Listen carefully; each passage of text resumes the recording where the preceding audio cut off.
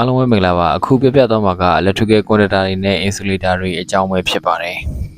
electrical conductor ဆိုတာကလျှက်စစ်စီးကူးဖို့ရာပြုလုပ်ထားတဲ့အရာတွေဖြစ်ပြီးတော့ electrical insulator ဆိုတာကလျှက်စစ်စီးမှုကိုရပ်တန့်ရန်အတွက်ပြုလုပ်ထားတဲ့အရာတွေပဲဖြစ်ပါတယ်လျှက်စစ်စီးကူးမှုကအကောင်းဆုံးကငွေနဲ့ရွှေမျိုးစားတွေပဲဖြစ်ပါတယ်ငွေနဲ့ရွှေကကုန်ကျစရိတ်များတာဖြစ်တဲ့အတွက်ကြောင့်လျှက်စစ်စီးကူးဖို့ရာ cable တွေမှာ copper ကြေးနီကိုသာအသုံးပြုများကြပါတယ်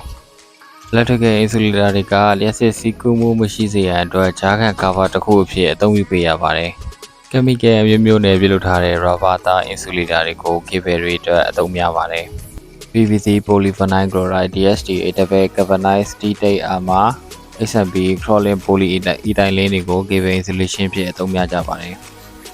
overhead cable တွေကို conductor အဖြစ် aluminum insulator အဖြစ် PVC တွေကိုအသုံးများပါတယ် overhead cable တွေကို conductor aluminum insulator PVC အသုံးပြုပေးထားတာဖြစ်တဲ့အတွက်ကြောင့် conductor copper နဲ့ insulator အထက်သုံးထားတဲ့ underground cable တွေထက်ဈေးပိုပြီးတော့သက်သာပါတယ်အိမ်တွင်းလျှက်စစ်သေးတဲ့တက်ဆင်ခြင်းတွေအတွက် house wiring တွေအတွက် conductor copper insulator PVC cover တွေကိုအသုံးများပါတယ်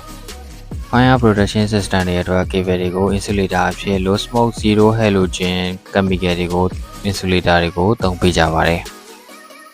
။ standard copper cable လို့ခေါ်တဲ့ back copper cable တွေကိုတော့အသည့် system တွေအတွက်အသုံးများပါတယ်။ cable တွေရဲ့ insulation cover ပေါ်မှာအသုံးပြုရမယ့် current voltage breaking capacity တန်ဖိုးတွေကိုဖော်ပြထားပါတယ်။ cable တွေကိုလျှက်စစ်လုပ်ငန်းခွင်မှာရွေးချယ်အသုံးပြုသင့်ပါတယ်။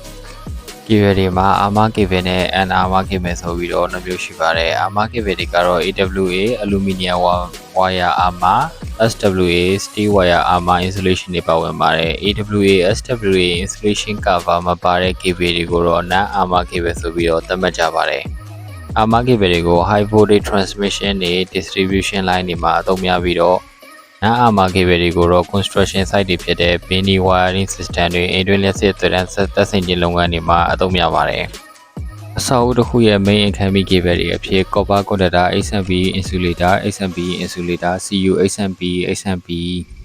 cable နဲ့ CU PVC PVC cable ဆိုပြီးတော့အသုံးများတွေ့ရပါတယ် TV to main cable တွေသုံးတဲ့အခါမှာလည်း insulation cover နှစ်ထပ်ပါတာသုံးသင့်ပါတယ်အဆောက်အဦရဲ့ DVO panel ကနေ lighting power circuit တစ်ခုချင်းစီအတွက်ကိုတော့ insulation cover တစ်ထပ်ပါတဲ့ CU PVC ကိုသာအသုံးများကြပါတယ်အခုဗီဒီယိုလေးကိုအားလုံးပဲနားလည်လိမ့်မယ်လို့ပြောလင်ပါတယ်နောက်ထပ်ဗီဒီယိုမှာပြန်လည်ဆုံတွေ့ကြပါမယ်အားလုံးကျေးဇူးများတင်ပါတယ်